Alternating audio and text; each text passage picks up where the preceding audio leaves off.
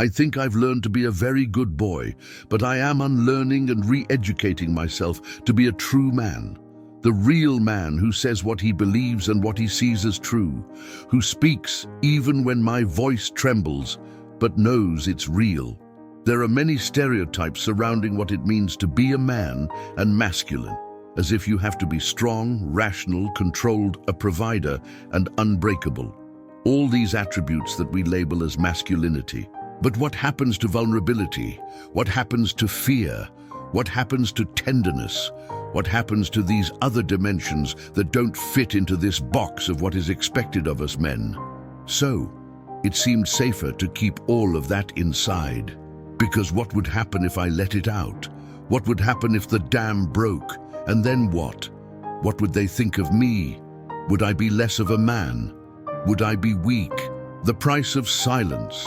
And what I realized is that by keeping everything to myself, I also blocked my joy and my happiness, because it blocked everything.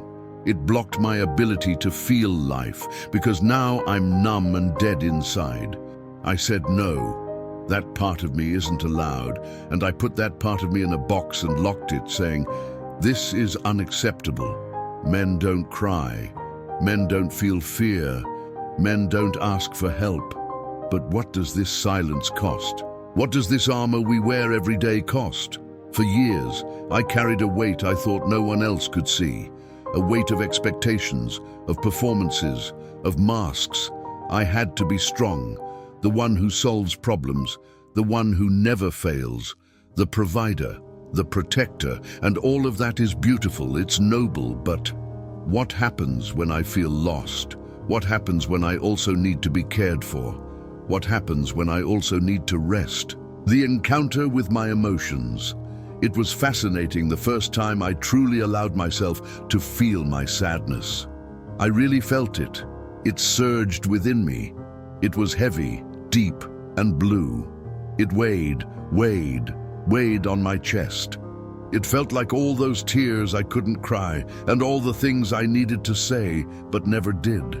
She weighed on me until she finally allowed me to break down. And as I broke down, the pain came from underneath. And the pain was for everything I had left unfelt, and everything I had abandoned within myself in this quest to appear strong. That I had abandoned my most precious gift, which was who I truly am in my being. And to honor that, and acknowledge that, and to allow all those parts to be seen, felt, and allowed. We're told from a young age that men don't cry, that sadness needs to be controlled, that we shouldn't let it out and shouldn't express it. Be a man, they say. As if being a man meant being less human. But what I realized is that sadness, fear, tenderness, and even joy are not weaknesses. They simply are. It's energy, and we should let it move and be felt.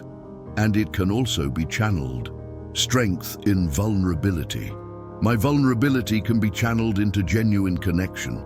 It can be channeled into empathy. It can be channeled to where life needs that authenticity, needs that courage to be real. Because, yes, it takes courage to be vulnerable. It takes strength to admit you don't have all the answers.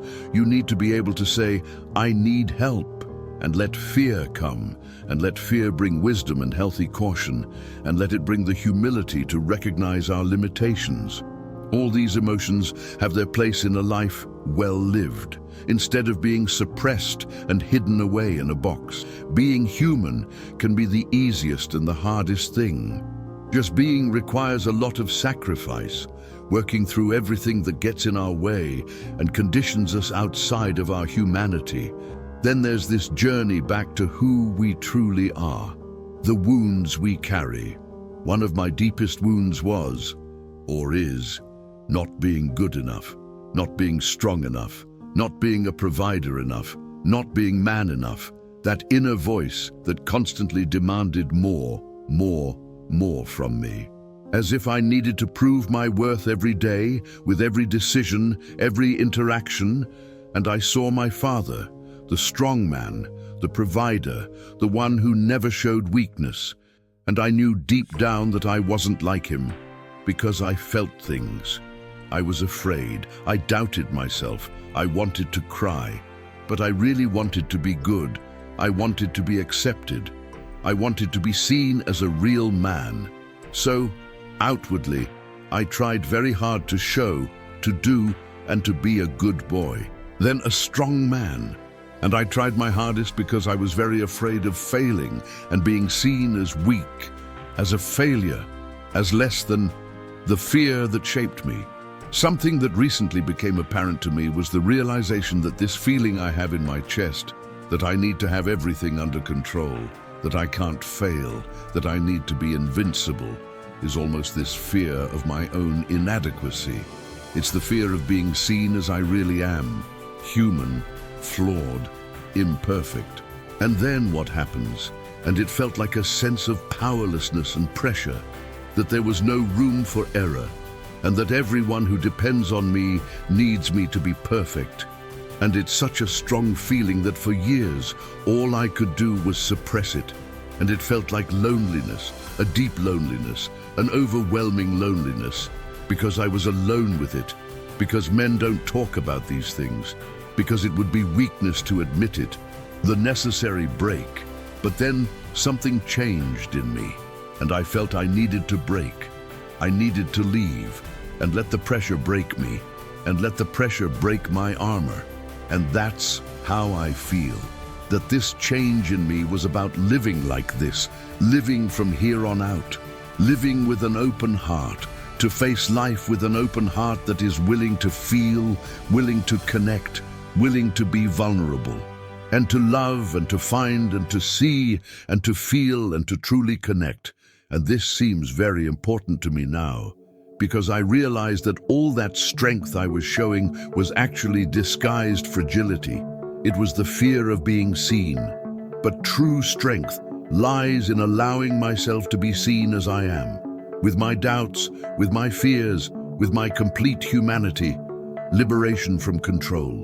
From a very young age, this need for control stayed with me, and I held on to this tension. I didn't know what to do with it, and I didn't know where it came from, and I didn't know what it meant. So I simply lived with the tension and the rigidity, and the need for control almost made me cling to it, holding on for fear of losing everything, for fear of failing, for fear of disappointing.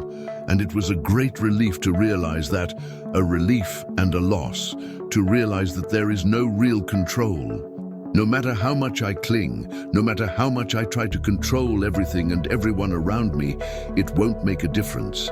Life happens. People are who they are. I am who I am. And what do I feel now? What if I let go? What if I allow life to be? What if I allow myself to be? What really matters? And what can I do besides live? And that was a big shift for me in the sense of what is life for? And the answer is to live for this moment and this connection and this authentic being. I can truly love the people in my life when I truly show myself, and I can truly connect. We can lose everything tomorrow in the next moment, and we can still be alive, and we can experience each other, and we can hold each other's hands. So, what now? What if? But to live is to be alive, to truly live, to truly feel, and to live from this place, because there are no guarantees, no certainties, and trying to control everything is just an illusion that distances us from real life, the spiral nature of healing. We would really love for healing and evolution to be linear, like, okay, we've been through this, now let's move on to the next thing. I worked on this, it's resolved, next. But the idea of the circular nature of healing and how it's simply spiraling is much more real. And as we work on our patterns and our stories, they will stay with us forever, I think. And I know that this wound inside me that tells me I'm not enough, it will live with me and will be with me. But my relationship with it can change. I can learn to recognize it when it arises. I can learn not to let it define me. Vulnerability in relationships. I see this manifesting even in my own relationship. Not being able to express when I'm truly scared or insecure. Because I think I can't show vulnerability, because then I would be weak and she would lose respect for me, because men need to be strong. There's this story, and when that story comes up, it's like, oh, here it is again. And then I can be with it, that little boy who's afraid of not being enough, and I can find a way to find security within myself, and recognize that my vulnerability doesn't make me less of a man, it makes me more human. And I am very grateful to have a relationship in which I feel safe and in which I can be welcomed. Something I expressed to my partner was, can we practice? Can I practice saying what I really feel in the moment, and to be embraced in this, and to receive love, to receive affection, and to know that it's not going anywhere, and that I am loved for who I am, not for the mask I wear, not for the performance I give, but for who I truly am, and that I can say what I feel and, in this moment, teach myself security, redefining the force, and with that, to form a relationship with this wound that is then one of care and not of rejection or denial, but to bring it inside, to bring it inside. That's a part and a piece of it. And let me work with that. Let me journey through life with that and hold it with gentleness and tenderness. It's so interesting to approach embracing a good boy and how I redefined that for myself. And I think deep down, there's a lot of caring involved. And before, it was about caring for the approval of others and caring for what the world expected of me because I needed that validation. But I think now it's about caring because I want to. It's about caring because the world needs more care and because I'm inspired to care. And caring, being kind, being thoughtful, those aren't weaknesses. Those are choices of strength, true masculinity. And I think being the good boy has become being the real man, because it seems that truth is good, authenticity is strength, and it seems honest and complete, and it seems like an authentic encounter between us in reality. And I think that good boy, he's alive, he's in me, and I honor him, I value him, and I keep him close to me. But I think that good boy who so desperately needed that external validation, now the process is about how can I honor him myself? How can I listen to him? How can I find him? Honor his needs. Why choose yourself? So why choose yourself? Why is this journey towards self-love so important? Because for years, I chose myself last. I chose the approval of others. I chose societal expectations. I chose the mask instead of the face, and in the process, I lost myself. Choosing yourself is not selfishness, it's survival, it's honesty, it's the recognition that you can't give what you don't have. You can't truly love others if you don't love yourself. You can't authentically connect if you're not connected with yourself. And that's the great truth that took me years to understand. When you choose yourself, you're not distancing yourself from others. You're becoming capable of truly connecting with them. The advantages of choosing. When I started choosing myself, when I began this journey of self-love, extraordinary things began to happen. First, I started to breathe, literally. I didn't realize how much I was holding my breath, contracted, tense, always on guard. But when you allow yourself to be who you are, when you let go of control, when you accept your humanity, you breathe. Secondly, my relationships improved. Paradoxically, when I stopped trying to please everyone, when I stopped wearing masks, people started to truly connect with me, because they weren't connecting with a performance. They were connecting with me. Third, I found peace.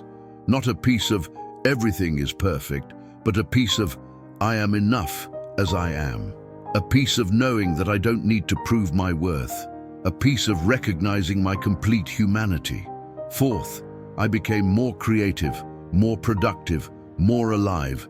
Because all that energy I spent maintaining the mask, suppressing emotions, trying to control everything, that energy was released. And I was able to use that energy to create, to grow, to live. The challenges of the journey. But I won't lie, this path isn't easy. Choosing yourself especially as a man in a society that still has rigid expectations about masculinity, is an act of courage. There will be people who don't understand. There will be people who see your vulnerability as weakness. There will be times when you doubt yourself, when your inner voice will say, "See, I told you you should have kept this to yourself." But here's what I've learned. Those voices, those doubts, those external judgments, they've always been there. The difference is that now you're aware of them, and awareness is power. Awareness is choice. You can choose to listen to those voices, or you can choose to listen to your own inner voice. You can choose to live up to the expectations of others, or you can choose to live according to your truth, the daily process, and remain silent and be in what is arising from within. The more I'm true to myself and connect with what is alive in my heart and what it has shown me through this, that is all I can really do, because everything else will follow. And I will continue to evolve, to learn, to grow, and to change. But what remains constant is the connection I have with myself and with my being, and how at home I am with myself. Choosing yourself is not a one-time event. It's not a decision you make once and that's it. It's a daily practice.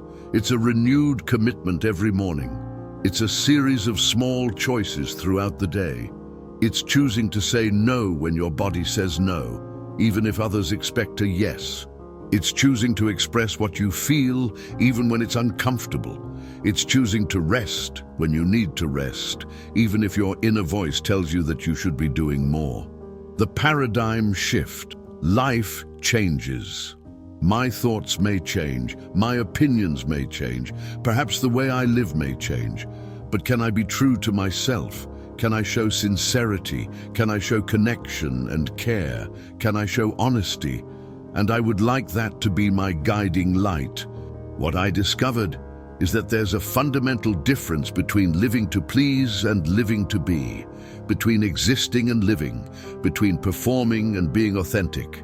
For years, I performed. I did what was expected. I said what was appropriate. I behaved according to the script, and in the process, I became a stranger to myself. But when you choose yourself, when you embark on this journey of self-love, you begin to recognize yourself again. You begin to remember who you are beneath all the layers of expectations and conditioning. Compassion as a foundation. May there be compassion for the human experience, to stumble and figure out how it works. But at the end of the day, to care enough to show up again and again, every day in a new way. And perhaps we can grow in this way, and perhaps we can learn to be better human beings and kinder human beings to one another by showing ourselves and forgiving. Forgiving the day that has passed, forgiving the failures, forgiving the imperfection, because, you see, that's the key. Compassion. We can't embark on a journey of self-love without compassion, and that means being kind to yourself when you stumble. It means recognizing that you're doing the best you can. It means understanding that growth isn't perfection, it's progress. The message for you, if you are reading or listening to this, perhaps you are at a similar point in your journey. Perhaps you too are tired of performing. Perhaps you too are ready to drop the armor. Perhaps you too are searching for permission to be human. So here it is. You have permission. You have permission to feel. You have permission to be vulnerable. You have permission not to have all the answers. You have permission to ask for help. You have permission to cry. You have permission to be afraid. You have permission to be exactly who you are. And more than permission, you deserve this. You deserve to choose yourself. You deserve self-love. You deserve authentic connection. You deserve to live a life that is true, not just acceptable. The invitation.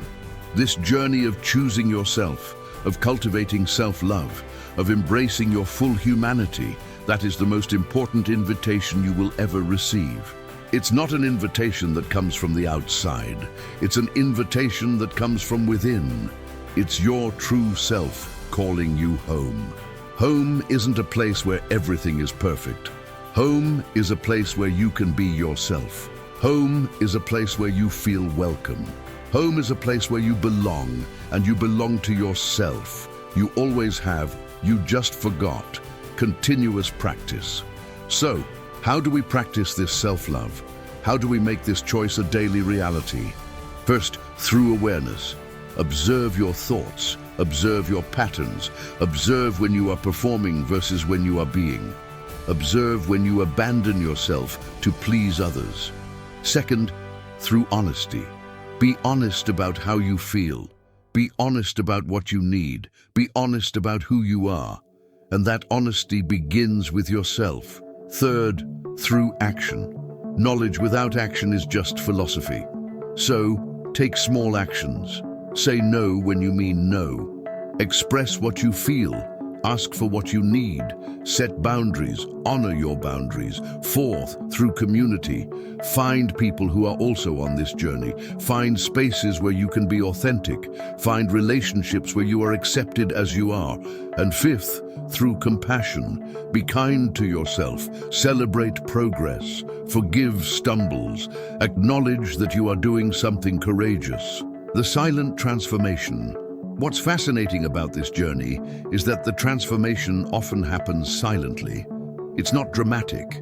It's not instantaneous. It's subtle. It's gradual. It's a gentle awakening. One day, you realize you're not performing as well anymore. One day, you realize you're breathing deeper. One day, you realize you're feeling more at home with yourself. And these moments of recognition are precious because they are evidence that you are changing, that you are growing, that you are making a choice. Oh, ripple effect. And here's something beautiful.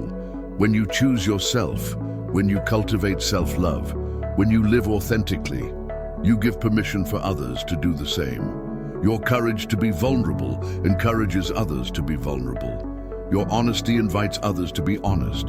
Your authenticity creates space for the authenticity of others. So choosing yourself is not just a personal act, it's a collective act. It's a contribution to a world where more people can be who they truly are, where more people can breathe, where more people can live. The deeper meaning. And perhaps that is the deepest meaning of choosing yourself. It's not about you versus the world. It's not about you versus others. It's about you with yourself. It's about integration. It's about wholeness. It's about recognizing that you don't need to be divided. You don't need to be one person at home and another at work. You don't need to have a public self and a private self. You can be whole. You can be integrated. You can be one. And this wholeness, this totality is liberating because you no longer need to expend energy maintaining multiple versions of yourself. You can simply be. The journey continues. And so, the journey continues. Because choosing yourself is not a destination. It's a path. It's a practice. It's a lifelong commitment. There will be easy days and difficult days. There will be moments of clarity and moments of doubt. There will be victories and stumbles. And all of this is part of the journey. The important thing is to keep going, to keep showing yourself, to keep choosing, to keep returning home to yourself again and again. The final blessing. So, may you find the courage to choose yourself.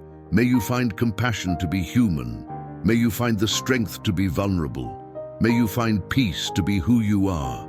Remember that you are enough, not when you achieve more, not when you prove more, not when you perform better, but now, just as you are.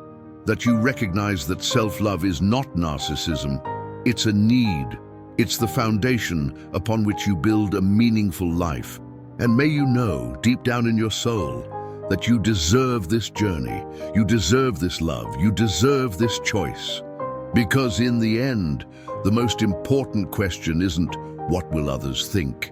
The most important question is, can I look at myself in the mirror and recognize who I see? And when the answer is yes, When you can look yourself in the eyes and recognize yourself with all your humanity, with all your imperfections, with all your beauty, then you will know you are on the right path. Then you will know that you chose yourself. And that choice, my friend, will make all the difference.